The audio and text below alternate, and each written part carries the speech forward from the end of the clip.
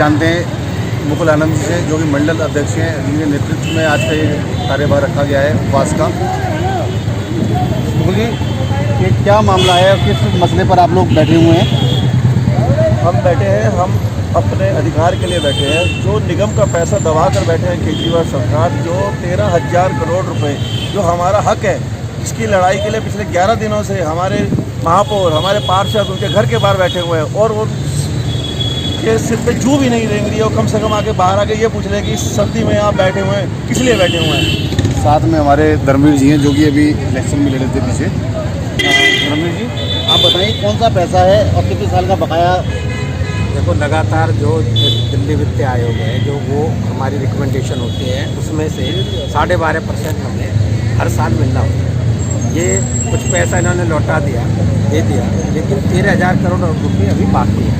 और एमसीडी के जो मेयर हमारे, जो इसके दरवाजे पर बैठे हैं लगातार ऐसी ठंड में, उनको शक्ति देने के लिए, उनका समर्थन करने के लिए, दिल्ली में जन जागरण करने के लिए हमारे कार्यकर्ता 280 मंडलों में आगे अपना उपवास रखे हुए सुबह 10 बजे से। अच्छा, आपका क्या नाम है? तो ढींगरा जी, आप बताएं, ये जो राजनीतिक ड्रामा चल रहा है, इसको आप क्या कहेंगे? ये राजनीतिक ड्रामा तो दिल्ली के अंदर पिछले 6 साल से चल रहा है।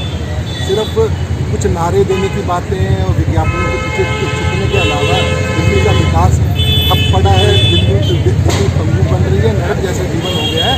संवैधानिक संस्थाओं को ना मानने वाले लोग यहाँ पर सत्ता इससे मिले हैं, जिससे सब समस्याएं उत्पन्न हो रही हैं, जिनका निराकरण होना चाहिए। जी, विधानसभा क्षेत्र से आते हैं, तो यहाँ पे विकास के कार्यों के बारे में आप क्या कहेंगे? यहाँ की आपकी एमएलए आतिशी जी हैं, और जो कि इस इलाके की भी रहने वाली नहीं है, उन्होंने कितने कार्य किए हैं, उनसे आप संतुष्ट हैं? संतुष्ट तो तब होगा कि जब इलाके के अंदर विधायक अवेलेबल होगा उनके पास में। आप देखेंगे दिल्ली सरकार के परिवहन की बात उनके पास में है, PW डिपार्टमेंट उनके पास में है, दिल्ली जल बोर्ड उनके पास में है, परिवहन उनके पास में है, बिजली से संबंधित बातें उनके पास में है, स्वास्थ्य उनके पास में है। एक भी किसी क्षेत्र के अंदर काम ना करना और उनके पास कोई जाए तो वो कहते हैं जी मैं राष्ट्रीय स्तर के नेता हूँ, मैं यहाँ अवेलेबल नहीं हो सकती। तो आप यहाँ कालका जी से चुनाव क्यों लड़े थे? ना आपका कार्यालय यहाँ, ना आपका निवास यहाँ, ना कि जनता के साथ सारोकार यहाँ पर फिर आपको यहाँ से चुनाव लड़ने की क्या आवश्यकता थी? आप चले जाते राज्यसभा में।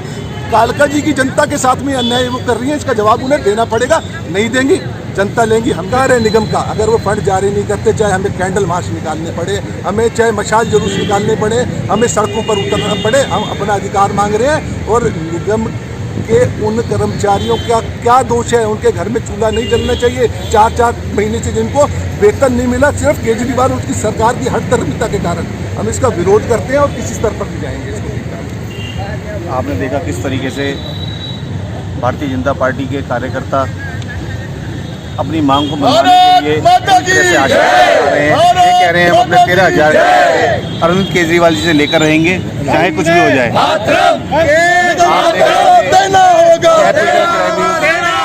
निगम को पैसा देना होगा, देना होगा, देना होगा, निगम का पैसा देना होगा, देना होगा, देना होगा। शर्म करो, शर्म करो केजरीवाल, शर्म करो। डूब मरो, डूब मरो केजरीवाल, डूब मरो। शर्म करो केजरीवाल, शर्म करो। जो सरकार निकम्मी है वो सरकार बदलनी है, जो सरकार निकम्मी है वो सरकार बदलनी है, जो सरकार निकम्मी है वो सरकार बदलनी है, जो सरकार निकम्मी है वो सरकार बदलनी है। भारत माता की जो सरकार निकम्मी है। उसकी भारतीय जनता पार्टी के कार्यकर्ता हैं, आइए जानते हैं इनसे भी। एक महिला होने के नाते किस तरीके से वहाँ पे महिलाओं को परेशानी का सामना करना पड़ रहा होगा। आपका नाम? मैं ज्योत्सना गोगिया, मंडल महामंत्री, कालका जी वार्ड 98 से बात है। देखिए, आज जनता इस मुकाम पर बैठ चुकी है कि लोग त्राही तो हो ही रहे हैं, उसके साथ साथ मैं कहती हूँ कि जनता इतनी परेशान है इस कोरोना महामारी के अंदर, इस कोरोना काल के अंदर।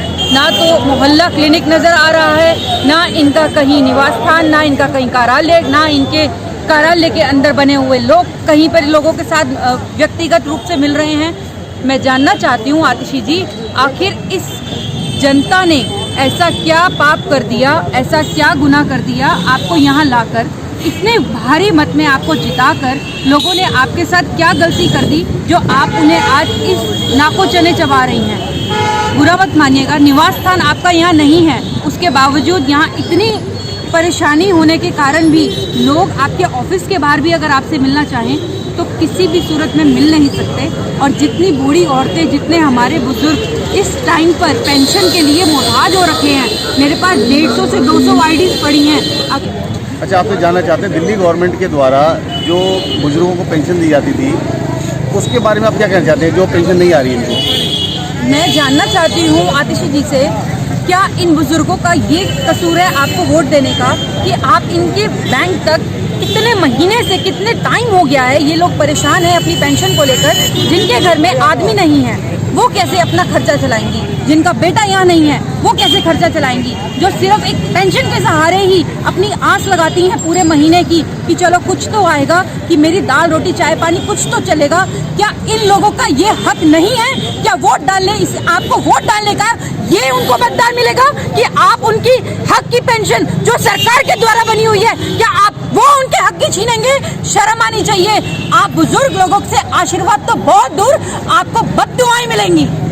आदमी इस साल आपको अगले चुनाव में आपको अपनी बद्दुआओं के साथ ऐसा सबक सिखाएंगे कि आप कहीं की भी, आज यहाँ नहीं किसी भी इलाके में चुनाव लड़ने योग्य तो बहुत दूर, चुनाव में से खड़े होने नाम तक आपका कहीं दूर दूर तक नजर नहीं आएगा इस पार्टी में।